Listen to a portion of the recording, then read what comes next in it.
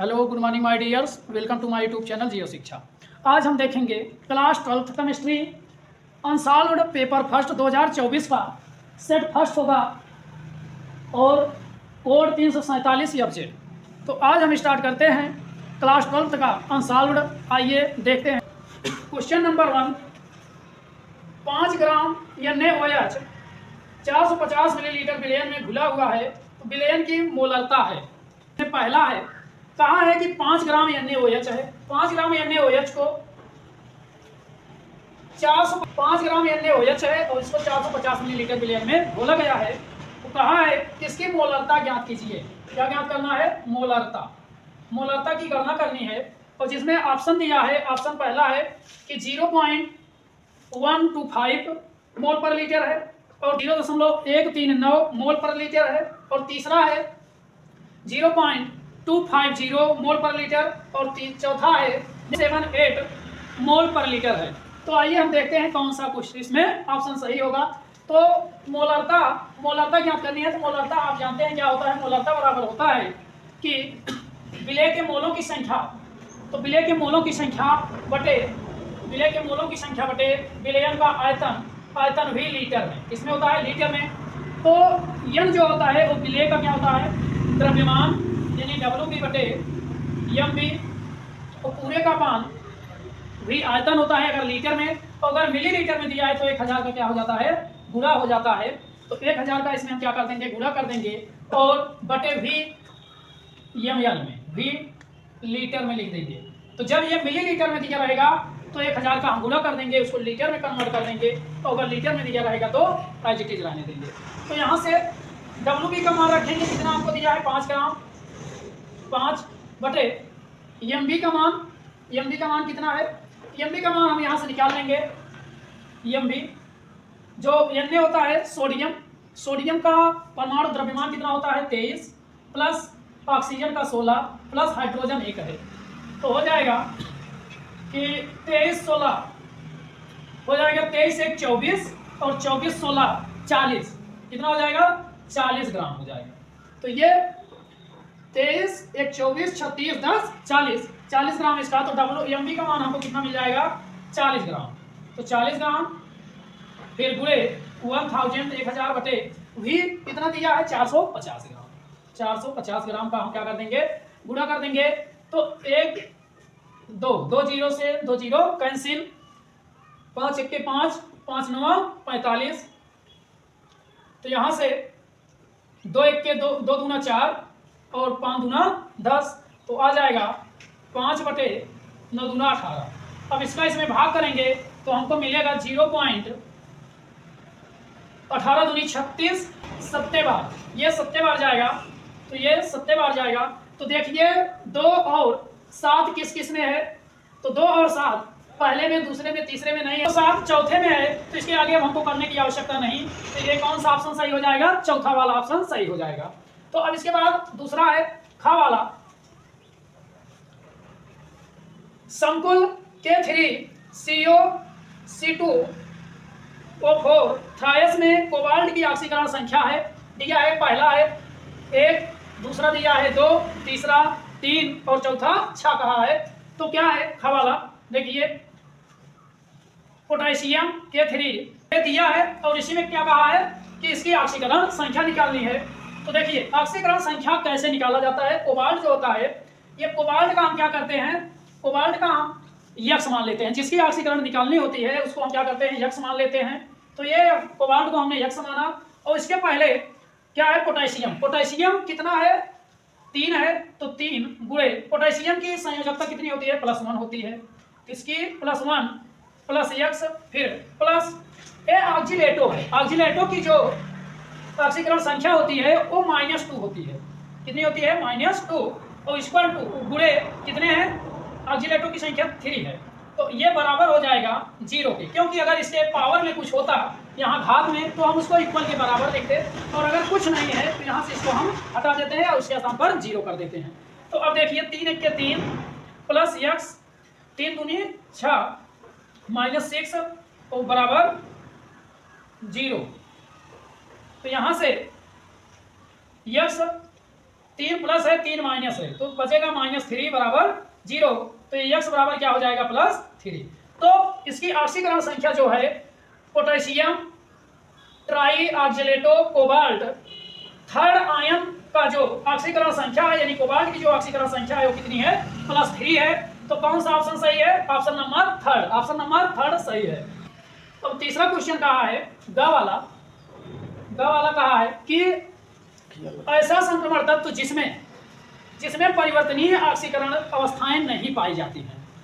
तो ऐसा कौन सा तत्व है जिसमें ऑक्सीकरण अवस्था यानी कि उसमें ऑक्सीकरण परिवर्तित नहीं होता है? तो ये हमको देखना है। तो इसमें ऑप्शन दिया है, पहला ऑप्शन है स्कैंडियम Sc और दूसरा टाइटेनियम और तीसरा दिया है वैनेडियम और चौथा क्या है क्रोमियम। तो इसको हमें पता है कि जो स्कैंडियम होता है Sc और जो जिंक होता है Zn, जिंक स्कैंडियम का 21 होता है और जिंक का 30 होता है। तो इसमें ये जो दो तत्व होते हैं डी ब्लॉक के ये जो दो तत्व होते हैं ये क्या होते हैं? अपरिवर्तनीय होते हैं। इसकी ऑक्सीकरण अवस्था परिवर्तित नहीं होती है।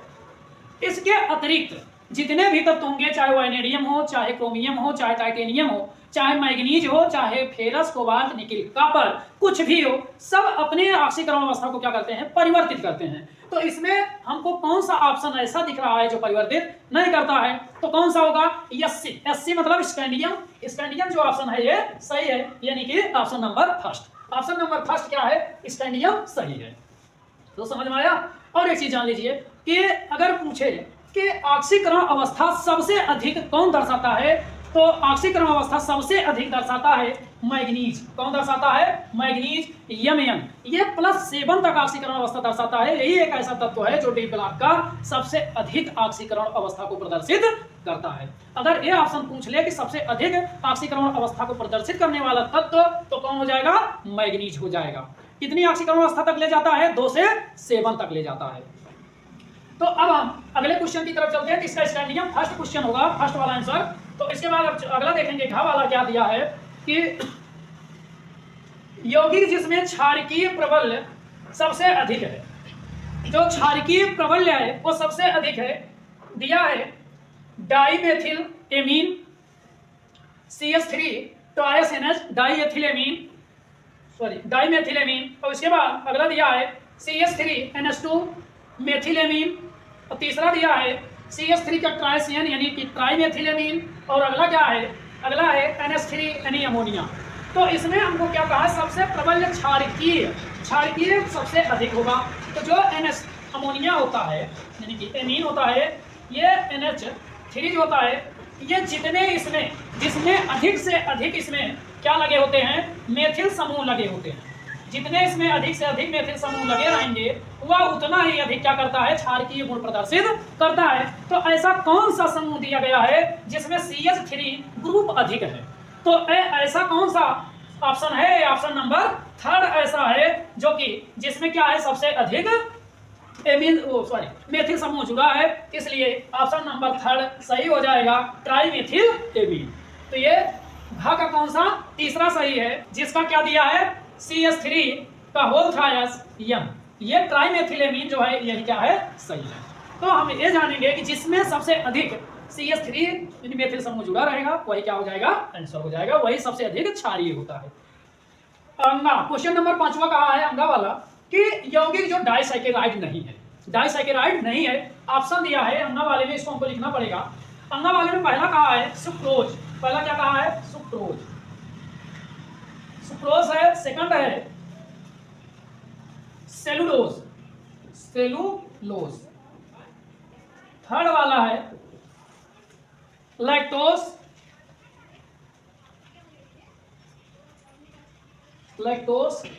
और चौथा है माल्टोज। चौथा क्या है? माल्टोज। अब इसमें कहा है कि डाइसैकेराइड नहीं है। डाइसैकेराइड का मतलब होता है कि जो कार्बोहाइड्रेट होता है, कार्बोहाइड्रेट ये सैकेराइड होता है। ये 3 प्रकार का होता है, मोनोसैकेराइड, डाइसैकेराइड और ट्राइसैकेराइड। जो मोनोसैकेराइड होता है, नंबर 1 मोनोसैकेराइड, इसी से समझ लेना मोनोसैकेराइड। मोनोसैकेराइड में आता है आपका मेरी एक ही गर्लफ्रेंड गई है। मेरी एक ही, मेरी मतलब मेरी एक ही मतलब मोनो मतलब एक होता है। मेरी एक ही गर्लफ्रेंड गई है।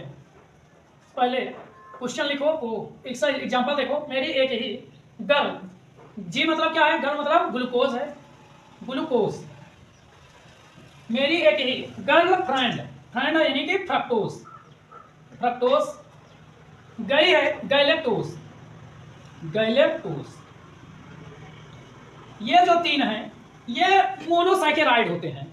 मेरी एक ही गर्लफ्रेंड गई है, मेरी सूत्र है इसका कि मेरी एक ही, एक मतलब मोनोसैकेराइड, एक ही गर्लफ्रेंड गई है। मेरी एक ही गर्लफ्रेंड गई है यानी कि ये हुआ ग्लूकोज, ये हुआ फ्रक्टोज और ये है गैलेक्टोज। तो ये इससे अगर ये कहीं दिखे तो ये आपका क्या है, मोनोसैकेराइड होता है। सेकंड क्या होता है, सेकंड है डाइसैकेराइड। डाइसैकेराइड, डाइसैकेराइड में क्या होता है कि इसमें दो ग्लूकोज पाए जाते हैं। दो ग्लूकोज मिलकर क्या करते हैं, एक डाइसैकेराइड का निर्माण करते हैं। दो मोनोसैकेराइड मिलेंगे तो एक डाइसैकेराइड का निर्माण करता है। और इसमें कौन कौन आते हैं, इसमें आते हैं माला 2 शुगर के पैकेट ला, यानी कि माला मतलब माल्टोस, माल्टोस माला 2 मतलब डाइसैकेराइड, 2 शुगर यानी कि सुक्रोज, शुगर के पैकेट ला, पैकेट ला, ला मतलब लैक्टोस। ये तीन जो होते हैं ये डाइसैकेराइड होते हैं कि माला 2 शुगर के पैकेट ला, पैकेट ला। तो माला मतलब माल्टोस है, 2 मतलब डाइसैकेराइड है, शुगर मतलब सुक्रोज है, के पैकेट ला मतलब लैक्टोस है। तो इसी प्रकार थर्ड क्या हो जाएगा, बहुसैकेराइड, बहुसैकेराइड, सैकेराइड।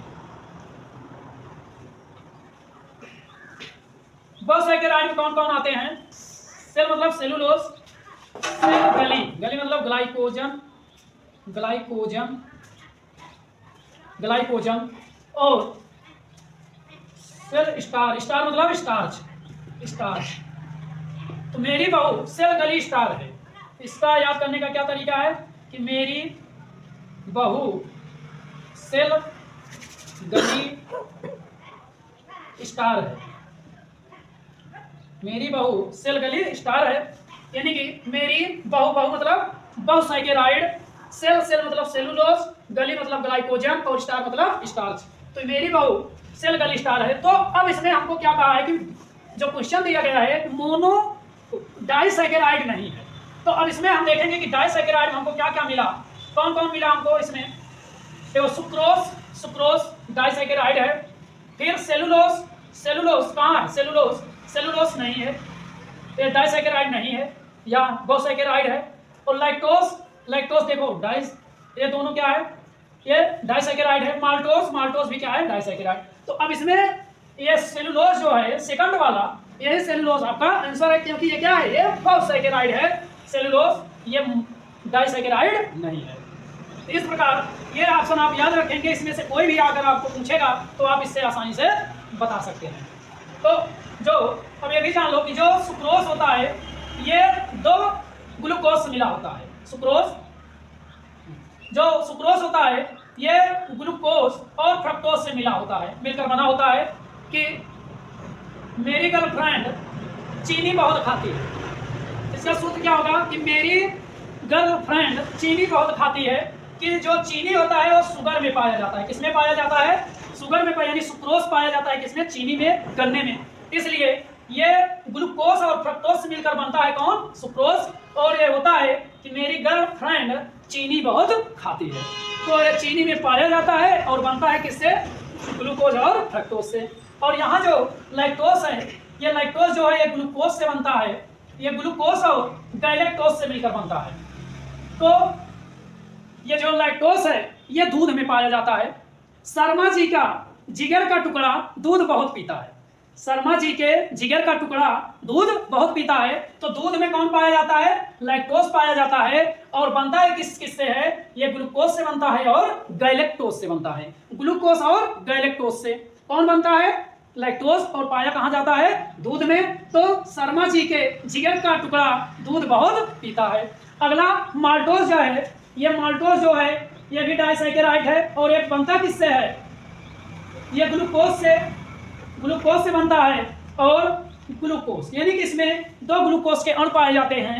जो इसका क्या है कि ये शराब में पाया जाता है। जो माल्टोज है ये किसमें पाया जाता है? शराब में पाया जाता है। कि जीजी के जीजा जी शराब बहुत पीते हैं। कौन? जीजी के जीजा जी शराब बहुत पीते हैं। यानी कि जो माल्टोज है ये शराब में पाया जाता है। माल्टोज शराब में पाया जाता है और बनता किससे है? ग्लूकोज के 2 अणुओं से, ग्लूकोज और ग्लूकोज। तो ये रहा आपका सुक्रोज, लैक्टोज और माल्टोज किस में पाया जाता है और किस से बनता है और किस में ये रहता है। तो आई होप आप समझ गए होंगे। तो इसका ऑप्शन कौन सा रहा? इसका ऑप्शन सेकंड रहा। तो अब आप इसका स्क्रीनशॉट ले लीजिए। इसके बाद अगले क्वेश्चन पे चलते हैं। तो अगला क्वेश्चन है, कौन से यौगिक की पहचान टालेन अभिकर्मक से होती है? जिससे हम टालेन अभिकर्मक का परीक्षण करेंगे, परिचय करेंगे कि ये टालेन अभिकर्मक इसमें होता है। ऑप्शन दिया है नंबर 1 एल्कोहल, और नंबर 2 दिया है एल्डिहाइड, और तीसरा है कीटोन, और अगला है चौथा जो है कार्बोक्सिलिक अम्ल। तो जो एल्डिहाइड है ये एल्डिहाइड टालेन अभिकर्मक का परीक्षण करता है। क्योंकि जो टालेन अभिकर्मक है वो एल्डिहाइड बनाने में ही इसका निर्माण किया जाता है। तो जो चा वाला है, चा वाले का कौन सा होगा? सेकंड। चा वाले का जो सेकंड है एल्डिहाइड, ये आपका आंसर हो जाएगा एल्डिहाइड। एल्डिहाइड जो होता है ये टालेन अभिकर्मक के परीक्षण में, यानी कि जो टालेन अभिकर्मक होता है ये कीटोन और एल्डिहाइड के परीक्षण करने में किया जाता है। ये भी जान लो, टालेन अभिकर्मक। टालेन अभिकर्मक जो है वो AgNO3 है। जो टालेन अभिकर्मक है यह सिल्वर नाइट्रेट और अमोनियम हाइड्रोक्साइड का ये विलयन होता है, घोल होता है। और इसी को हम क्या कहते हैं? टालेन अभिकर्मक कहते हैं। यह एक ऑक्सीकारक एजेंट है। यह एल्डिहाइड को कार्बोक्सिलिक अम्ल से ऑक्सीकृत कर देता है। ये जो टालेन अभिकर्मक है यह एक ऑक्सीकारक, यानी ऑक्सीकारक क्या है? एजेंट है। यह कार्बोक्सिलिक अम्ल जो होता है, जो कार्बोक्सिलिक अम्ल होता है इसको क्या करता है? एल्डिहाइड RCHO एल्डिहाइड में क्या करता है? कन्वर्ट कर देता है, यानी इसमें ऑक्सीकृत कर देता है। ऑक्सीकरण एजेंट है इसलिए ऑक्सीकृत कर देता है। तो ये किसका कार्य है? टालेन अभिकर्मक का। टालेन अभिकर्मक किससे बना होता है? यानी कि उसका जो विलयन होता है वो सिल्वर नाइट्रेट और अमोनियम हाइड्रोक्साइड का होता है। यह कार्बोक्सिलिक अम्ल को एल्डिहाइड में कन्वर्ट कर देता है, उसमें ऑक्सीकृत कर देता है। टालेन अभिकर्मक से एल्डिहाइड की जो क्रिया होती है वो रजत दर्पण बनाता है। ये जो सिल्वर है इससे रजत दर्पण बनाता है। जो टालेन अभिकर्मक है जब एल्डिहाइड से इसकी क्रिया कराई जाती है तो ये रजत दर्पण बना लेता है। क्या करता है? रजत दर्पण बना लेता है। और रजत दर्पण किसे कहते हैं? Ag को कहते हैं। ये Ag को ही रजत दर्पण कहते हैं। तो ये जो टालेन अभिकर्मक है ये जब एल्डिहाइड से क्रिया करता है तो क्या बना लेता है? रजत दर्पण बना लेता है। तो इसका ऑप्शन नंबर सेकंड सही रहा। तो एल्डिहाइड में टालेन अभिकर्मक का क्या किया जाता है? परीक्षण किया जाता है। इसी से हम ये समझेंगे कि इसका सेकंड जो है ऑप्शन सही है, एल्डिहाइड में इसका प्रयोग किया जाता है। तो आप इसका स्क्रीनशॉट ले लीजिए। अब हम देखेंगे दूसरे का दिया है, क्या कहा है? 30 ग्राम दिया है क्या? Ethylene glycol. एथिलीन ग्लाइकॉल को 450 ग्राम जल में मिलाया गया है। निम्नलिखित की गणना कीजिए। नंबर 1 कहा है विलयन के हिमांक में अनुमान, और दूसरा कहा है विलयन का हिमांक। अब हमको विलयन के हिमांक में अनुमान की गणना करनी है और विलयन का हिमांक। तो अब इसमें हम देखेंगे दिया क्या क्या है। सॉल्यूशन देखेंगे। सॉल्यूशन गिवन दैट क्या दिया है कि 30 gram ethylene glycol C2H6O2 ethylene glycol दिया है और 450 ग्राम जल में घोला गया है। कितने में? 450 ग्राम जल में घोला गया है। तो इसमें पहला हम देखेंगे कि हिमांक में अनुमान। तो विलयन के हिमांक में अनुमान की गणना हमको करनी है। तो देखिए जो विलयन का हिमांक में अनुमान होता है ये बराबर क्या होता है? मोलर अवनमन स्थिरांक, मोलर अवनमन स्थिरांक, मोलर अवनमन स्थिरांक यानी कि Kf गुणे विलयन की मोललता, विलयन की मोललता, विलयन की मोललता यम। तो विलयन के हिमांक में अनुमान यानी डेल्टा टीएफ बराबर क्या कहा है, होता है केएफ इंटू मोललता यम।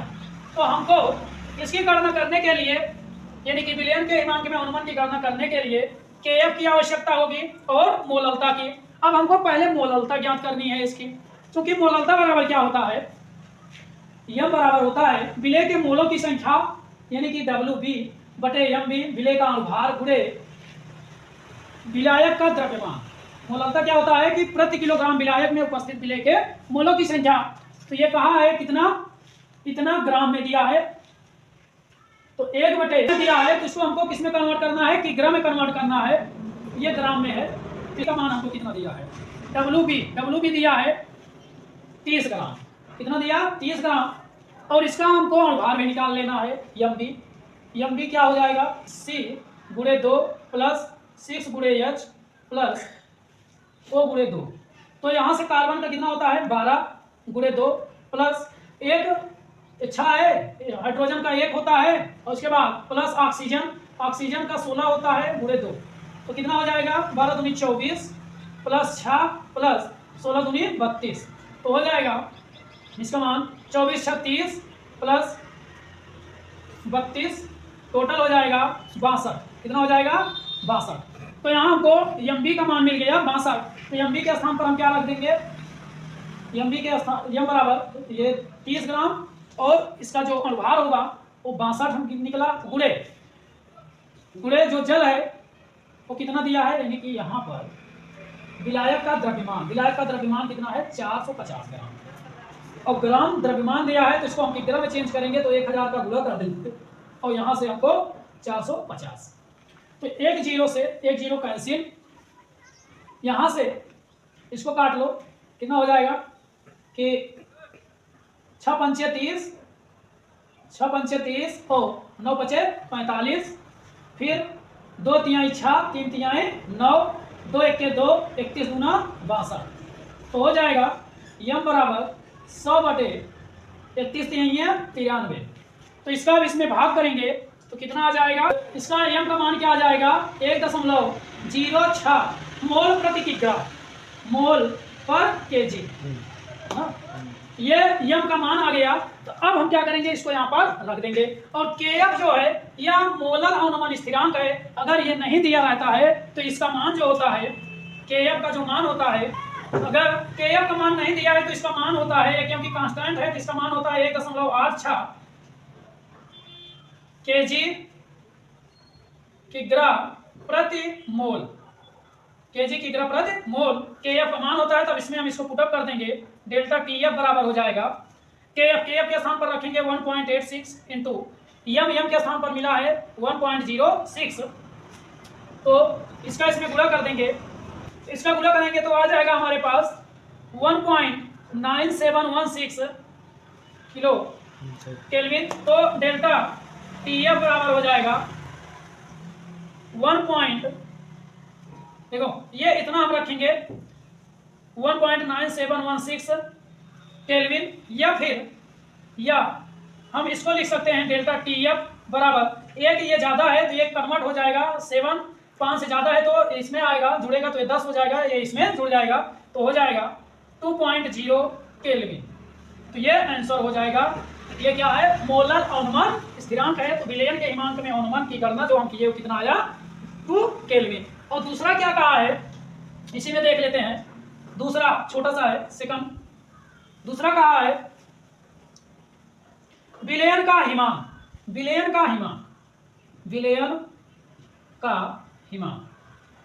हिमांक जो होता है वो क्या 273.15। अब इसमें से हम इसको क्या करेंगे, घटा देंगे, इसमें से इसको हम घटा देंगे 2.0 केल्विन, तो जो आ जाएगा वही इसका आंसर हो जाएगा। इसमें से घटा दो 5 1 पॉइंट, ये 1 आया और 7.2।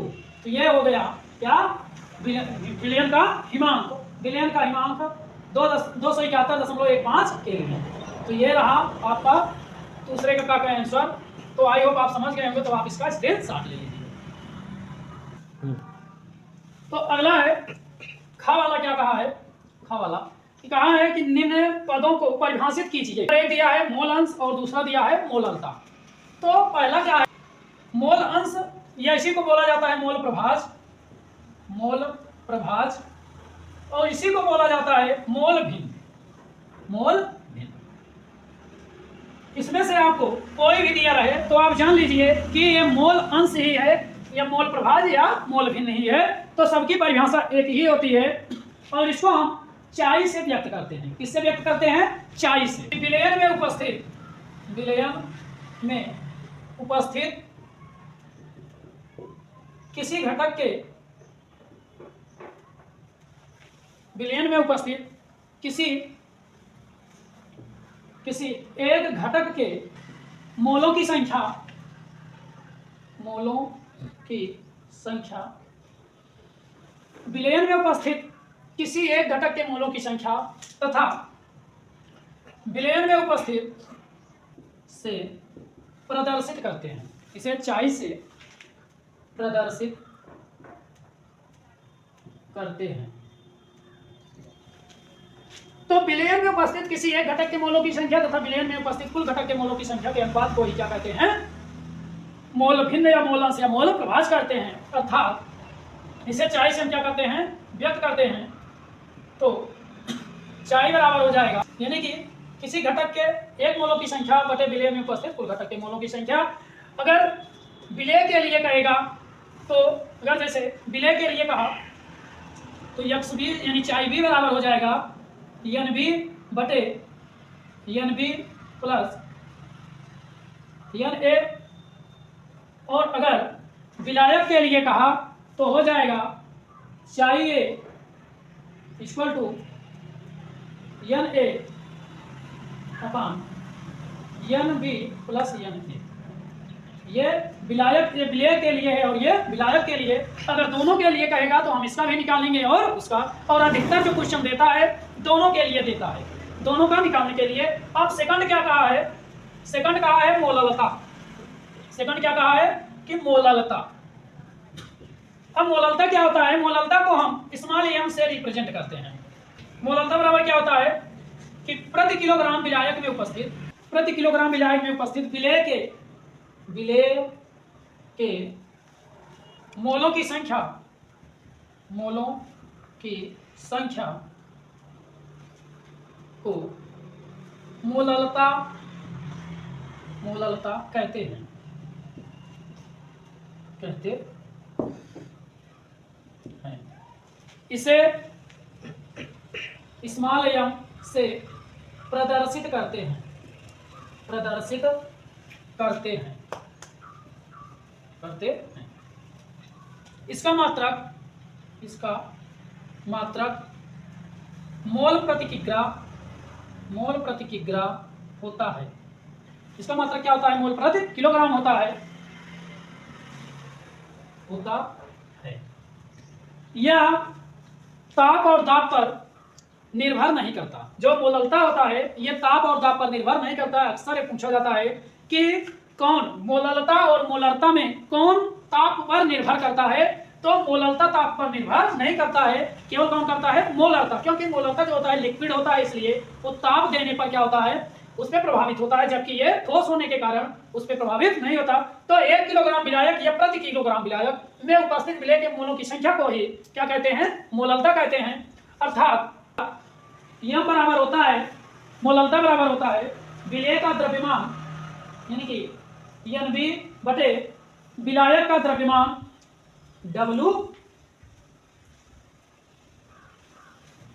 विलायक का आयतन, आयतन वीटी, ये मोल प्रति किग्रा, मोल प्रति किग्रा। तो आई होप आप समझ गए होंगे। तो अब इसका स्क्रीनशॉट ले लीजिए। इसके बाद अगले क्वेश्चन पर चलते हैं। तो अगला है दूसरे का गा। दूसरे का क्या कहा है कि लैंथेनाइड आकुंचन क्या है। लैंथेनाइड आकुंचन के प्रभाव की विवेचना कीजिए। लैंथेनाइड आकुंचन और संकुचन एक ही होता है। आकुंचन मतलब होता है जैसे जो नाभिक होता है, नाभिक से जब परमाणु की आकार बढ़ती है तो इसकी जो दूरियां जब बढ़ती जाती हैं, इसके नाभिक में क्या होता है, इसके आकार की अपेक्षा ये घटता जाता है। जैसे अब नाभिक इतना था, इसकी दूरी बहुत कम रही ना, और दूरी कम रही तो नाभिक प्रभावित रहा। जैसे जैसे इसकी दूरी जैसे और बढ़ गई, दूरी बढ़ती गई, तो ये नाभिक से इसकी दूरी अधिक हो जाएगी और इसकी यानी कि इस परमाणु आकार की अपेक्षा में नाभिक बहुत छोटा हो जाता है। यानी दूरी बढ़ती जाएगी तो परमाणु का आकार बढ़ता जाएगा और नाभिक क्या होगा, छोटा होता जाएगा। तो यही जब परमाणु लगातार अपने आकार में वृद्धि करता जाता है तो उसके नाभिक में लगातार क्या होता है, कमी होती रहती है और इसी कमी को ही लैंथेनाइड आकुंचन या संकुचन कहते हैं। इसे आकुंचन या संकुचन दोनों कहते हैं, चाहे संकुचन दिया रहे चाहे आकुंचन, दोनों का मतलब एक होता है। तत्वों में परमाणु क्रमांक बढ़ने के साथ साथ उनके परमाणु और आयनिक आकार में होने वाली लैंथेनाइड आकुंचन या संकुचन कहते हैं। तो जब तत्व का परमाणु क्रमांक बढ़ता जाता है तो सबको पता है कि उसकी आकार भी क्या होता है, बढ़ता जाता है। तो जब परमाणु क्रमांक बढ़ता है तो उसके साथ साथ उसके परमाणु आकार और आयनिक त्रिज्या में क्या होती है, कमी होती है, और उसी लगातार कमी को ही क्या कहते हैं, लैंथेनाइड आकुंचन या संकुचन कहते हैं। तो इसका प्रभाव देखेंगे। प्रभाव नंबर 1, आकुंचन के कारण लैंथेनाइड आकुंचन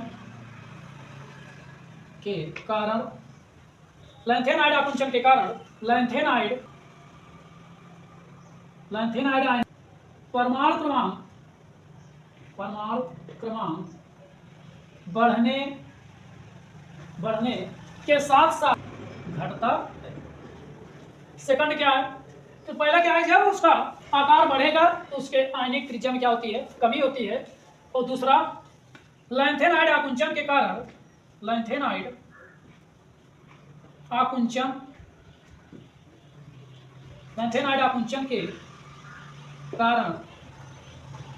आकुंचन के कारण लैंथेनाइड आयनों और OH माइनस आयनों के बीच सहसंयोजक गुण बढ़ते हैं। सहसंयोजक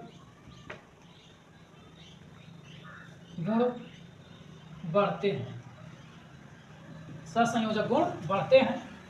तो जब लैंथेनाइड आकुंचन होता है तो उस समय लैंथेनाइड आयन जो होते हैं और हाइड्रोक्साइड आयन जो होते हैं, OH माइनस आयन, इनके बीच जो सहसंयोजक बंध बनता है, लिगैंड बनता है, कॉम्प्लेक्स कंपाउंड बनता है, वो क्या होता है, बढ़ता है। तो उनके बीच आकर्षण का गुण बढ़ता जाता है। तीसरा पॉइंट, इसके कारण परमाणु क्रमांक बढ़ने पर हाइड्रोक्साइडों के क्षारीय गुण घटते हैं। तो जब लैंथेनाइड आकुंचन होता है उस समय जब परमाणु क्रमांक बढ़ता है तो हाइड्रोक्साइड जो होते हैं उसके बीच जो क्षारीय गुण हाइड्रोक्साइड में होता है वो घटता जाता है। ये बढ़ता जाएगा तो उसका क्षारीय गुण घटता जाता है। अगला क्या है, चौथा, इसके कारण शुद्ध अवस्था में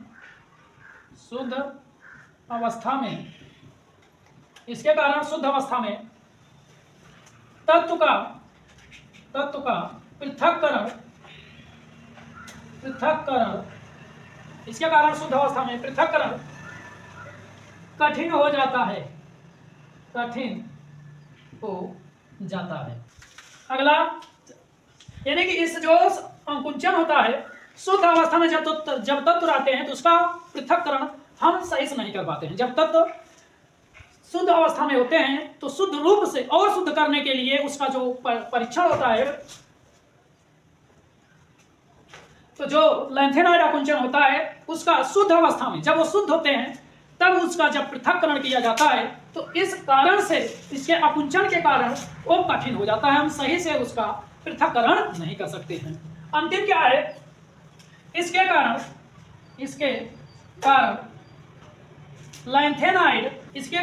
लैंथेनाइडों से पहले और बाद में आने वाले जब लैंथेनाइड आकुंचन होता है तो उस आकुंचन के पहले और उसके बाद आने वाले जो तत्व होते हैं उसके जो अपेक्षित गुण होते हैं, भौतिक और रासायनिक गुण होते हैं, वो सब पर असर पड़ता है। तो आई होप आप इस समझ गए होंगे, तो आप इसका स्क्रीनशॉट ले लीजिए। इसके बाद अगले क्वेश्चन की तरफ चलते हैं। तो देखिए अगला दूसरे का घा कहा है कि Fe(NH3 2S CN4 माइनस के ज्यामितीय अवयवों को संरचना को दर्शाइए। दूसरे का घा क्या दिया है कि Fe, तो इसका क्या नाम है, इसका नाम है, देखो ये एमीन है और ये साइनो, ये ए से शुरू होता है तो डाईएमीन टेट्रासाइनो, इसकी ऑक्सीकरण संख्या कितनी हो जाएगी, इसकी 0 होती है, इसकी 4, एक घट जाएगा तो 3 बचेगा, तो हो जाएगा डाईएमीन टेट्रासाइनो फेरेट थर्ड आयन। तो इसकी हमको क्या कहा है, ज्यामितीय संरचना बनाने को कहा है। तो ज्यामितीय संरचना इसकी 2 प्रकार से बनेगी, एक समपक्ष और एक विपक्ष। तो देखिए उत्तर इसका क्या होगा, ठीक है। इसमें केंद्रीय धातु परमाणु क्या है, केंद्रीय धातु परमाणु ये है और ये दोनों क्या है, लिगैंड है। ये लिगैंड है और ये केंद्रीय धातु परमाणु। जो केंद्रीय धातु परमाणु होता है केंद्र में होता है।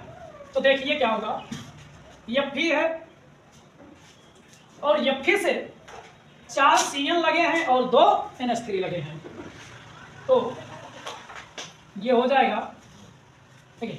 2 NH3 हैं, जब हम समपक्ष में करते हैं तो ये NH3 और NH3।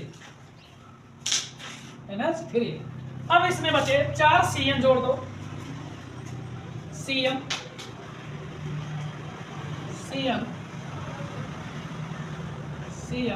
और CN, 3 6 लिगेंड हुए और यहाँ क्या दे दिया है, माइनस लगा दो। ये देखो, यही समझने की बात है कि जब NH3 2 है, कितने लिगेंड है, 2, तो ये अगर साथ में होंगे, अगर ये एक दूसरे के साथ में होंगे, एक दूसरे के साइड में ही रहेंगे, तो क्या ये समपक्ष हो जाएगा, यानी कि जो 2 लिगेंड हैं ये समान साइड में हैं, ये फेरस के एक साइड में है।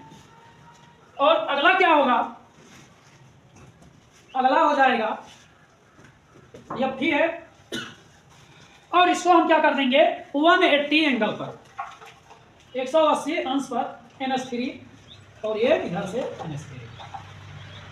दोनों क्या है, एक दूसरे के अपोजिट डायरेक्शन में। अगर एक दूसरे के अपोजिट डायरेक्शन में होंगे यानी विपरीत है, यानी विपक्ष है। तो यहाँ क्या हो जाएगा, अब बाकी सब जोड़ दो, CN और CN और CN, तो ये माइनस यहाँ लगा दो, ये हो गया विपक्ष। क्या हो गया, विपक्ष। तो ये होता है जटिल लिगेंड का क्या होता है, यानी कि कॉम्प्लेक्स कंपाउंड का संरचना। तो इस प्रकार से हम इसको दर्शाते हैं। ये एरो जो होता है ये उपसंयोजन को दर्शाता है, क्योंकि इसमें जितने भी लिगेंड लगे होते हैं केंद्रीय धातु परमाणु से उपसंयोजन के साथ लगे होते हैं। एक चीज इसमें ध्यान दो, ये जो होता है केंद्रीय धातु परमाणु होता है, ये टोटल जो होता है ये क्या होता है, लिगैंड होता है। केंद्रीय धातु परमाणु ये लिगैंड, और इस क्षेत्र को जो पूरा का पूरा क्षेत्र बोला जाता है, इस पूरे के पूरे क्षेत्र को उपसंयोजन क्षेत्र बोला जाता है। क्या बोला जाता है, उपसंयोजन क्षेत्र बोला जाता है। और ये लिगेंडों की जो संख्या होती है, यहाँ 2 लिगेंड, यहाँ 4, इसको समन्वय संख्या बोला जाता है। इसको क्या बोला जाता है, समन्वय संख्या।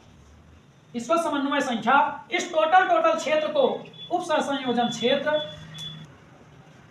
केंद्रीय धातु परमाणु और ये लिगेंड है। ये क्या है, ये लिगैंड है, ये दोनों लिगैंड है, लिगैंड। तो इसने जितनी संभव थी सब बता दिए। और इसका नामकरण जो किया जाता है पहले लिगैंडों का किया जाता है, इसके बाद तब केंद्रीय धातु परमाणु का किया जाता है, इसके बाद हम इसका ऑक्सीकरण संख्या निकाले जाते हैं और ऑक्सीकरण संख्या को हम रोमन में लिख देते हैं। अगर एक इसकी ऑक्सीकरण संख्या 1 आई तो ऐसे लिखते हैं, अगर 2 आया तो ऐसे लिखते हैं, अगर 3 आया तो ऐसे लिखते हैं, अगर 4 आया तो ऐसे लिखते हैं, 5 आया तो, यानी कि जो भी आएगा उसको हम रोमन संख्या में ही ऐसे लिख देते हैं। ये इसकी ऑक्सीकरण संख्या होती है। तो ये समझ में आया। अगर NH3 सेम साइड में तो क्या होगा, समपक्ष, और अगर अपोजिट साइड में तो विपक्ष। तो आई होप आप समझ गए होंगे। तो ये रहा कंप्लीट। तो अब आपका बस अब आज यहीं तक, इसके बाद मिलेंगे हम नेक्स्ट वीडियो में, इसके अगले टॉपिक पर चर्चा करेंगे। तो आई होप आप समझ गए होंगे। बस आप इसका स्क्रीनशॉट ले लीजिए, इसके बाद मिलते हैं नेक्स्ट वीडियो में। Thank you for watching this video.